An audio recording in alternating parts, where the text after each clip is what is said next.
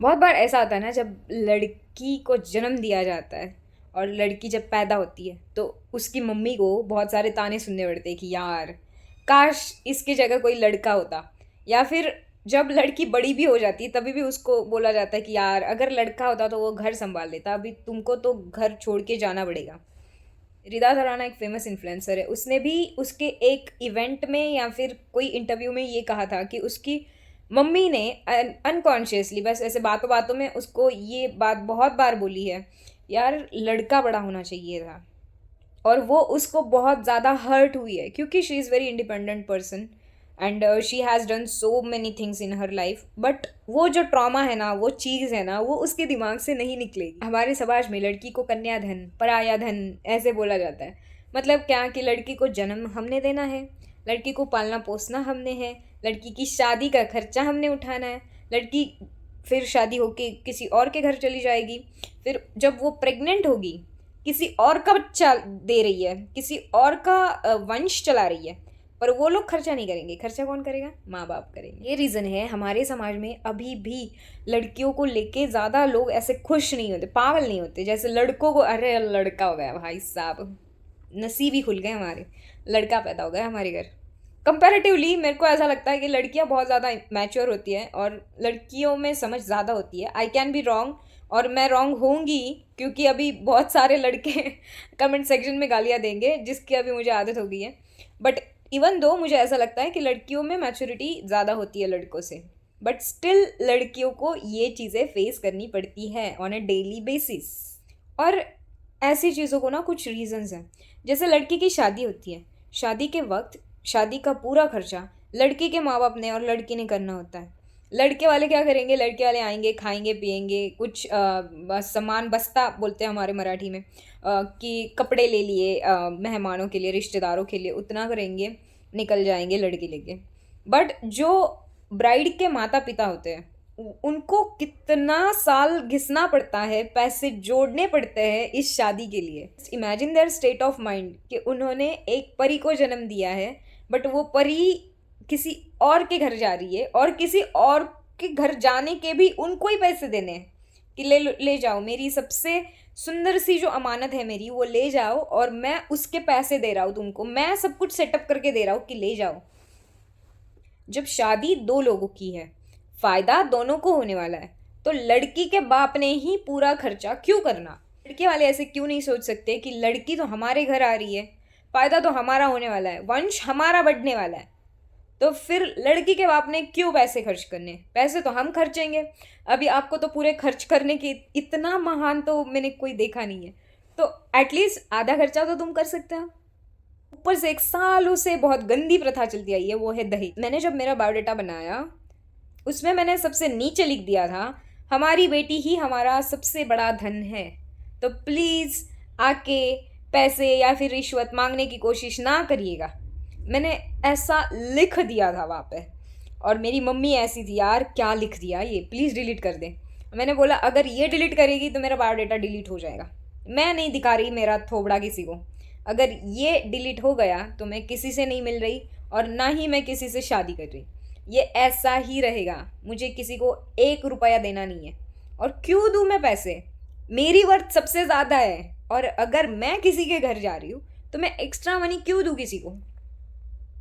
हमारे यहाँ पे मैंने देखा यार कि लोग कार देंगे या फिर पैसों के गड्डी की गड्डी देंगे, और सबसे जो बड़े भिखारी होते हैं ना वो गवर्नमेंट जॉब वाले होते हैं।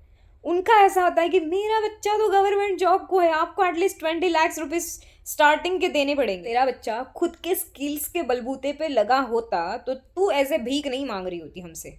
बट अगर तुम लोग भीख मांग रहे हो, इसका मतलब है कि वो ऐसे ही रिश्वत दे दे के पास हुआ है, ठीक है, उसकी वजह से तुमको पैसे चाहिए सामने वाले से। और अगर आप भिखारी हो तो आप बोलो हम भिखारी है, हमको दान देने को प्रॉब्लम है नहीं, हम दान दे सकते हैं भिखारियों को। पर तुम आते हो एकदम रोब में कि नहीं हम तो लड़के वाले हैं, and then you just beg कि भाई मुझे 20 लाख रुपीज़ चाहिए बिकॉज मेरा बेटे ने ये करा हुआ है। तेरे बेटे ने अगर गवर्नमेंट की जॉब ली है तो उसमें सामने वाली लड़की का क्या फ़ायदा है, या फिर उसके खानदान का क्या फ़ायदा है? तेरा बेटा जो गवर्नमेंट जॉब कर रहा है या फिर जितने भी पैसे कमा रहा है, क्या तुम उस लड़की के घर वालों को अपने पैसे देने वाले हो?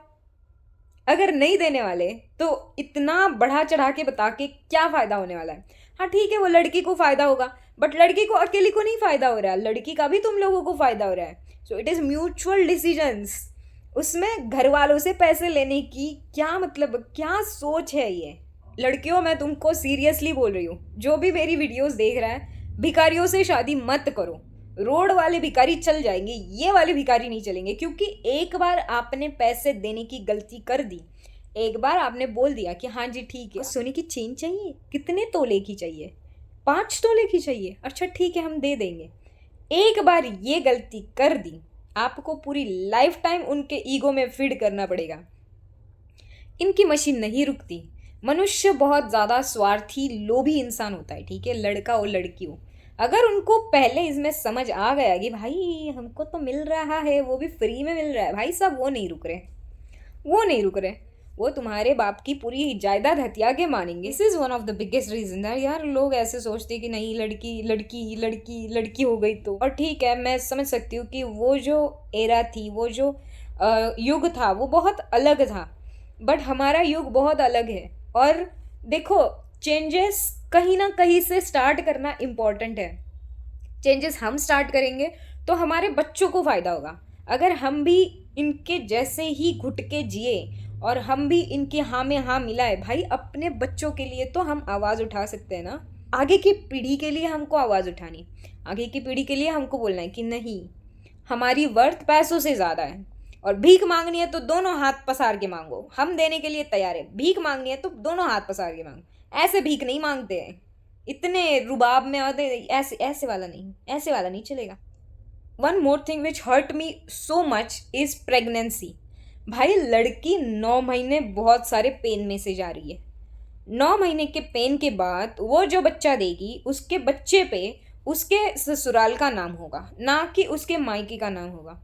तो अगर वो बच्चा अपने ससुराल वालों को दे रही है, अपने मायके वालों के लिए नहीं दे रही, तो उस बच्चे की पूरे प्रेगनेंसी का, डिलीवरी का खर्चा अपने माँ बाप से क्यों कराए?